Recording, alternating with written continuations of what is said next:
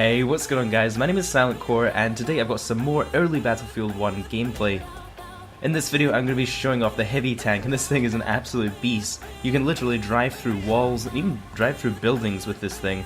It's an absolute monster, especially when you're playing against a team that doesn't really know how to work together properly to take it out. You can really do some damage in this thing. And to be honest, I kind of like the fact that it's so overpowered because it's kind of authentic to that time period. You know, if you're an infantry going against a heavy tank, you're going to have a very bad time. You know, you'll want to be working together with your team to strategically take this out.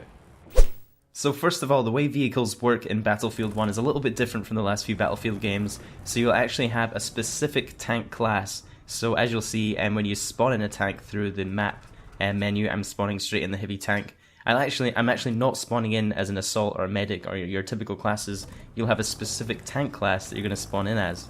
Now when I hop out here, you can see my loadout. I've got a C97 carbine, I've got a pistol, that hammer there is my repair tool so I can hop out and repair my tank. I've also got a frag grenade and an anti-tank grenade. Now this is also the same if you want to fly a plane. When you spawn in a plane, you'll also be given a kind of pilot class.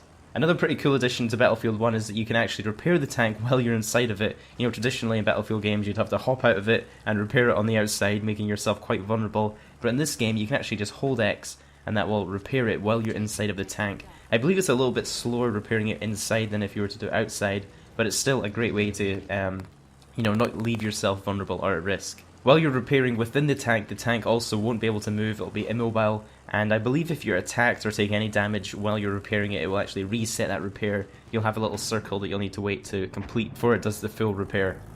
So what makes the heavy tank such a beast? Well, basically this thing is a massive steamroller. You can just steamroll straight through a lot of the stuff and obstacles in the map, you know, walls, buildings, and you can also fit 6 people in it, which is a lot of people, so you can even get all your teammates in here, drive into an area, and you can all hop out and surprise the enemy. It also has quite a lot of guns, so it's got side machine guns, and also a double machine gun on the back. And if you're driving the tank, you'll also get some pretty good weapons to play with. You'll get your main big gun, and then also a secondary shot, which is kind of a spread shot, which is more used for taking out players that are close range around you.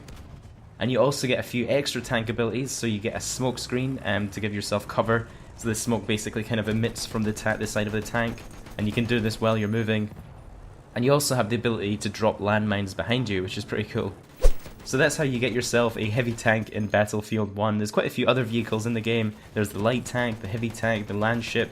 They're all quite different in their own sort of unique ways. They have their own sort of pros and cons. But I did find the heavy tank, especially with the help of a few squad mates, was definitely a very powerful weapon in the battlefield. If there's anything else from Battlefield 1 you guys would like to see, I've pretty much got a whole day's worth of gameplay captured on my hard drive, so if there's anything specific you want to see, do let me know in the comments. If you enjoyed it, please take 1 second to leave a like and subscribe if you haven't already, and I'll catch you guys in the next video.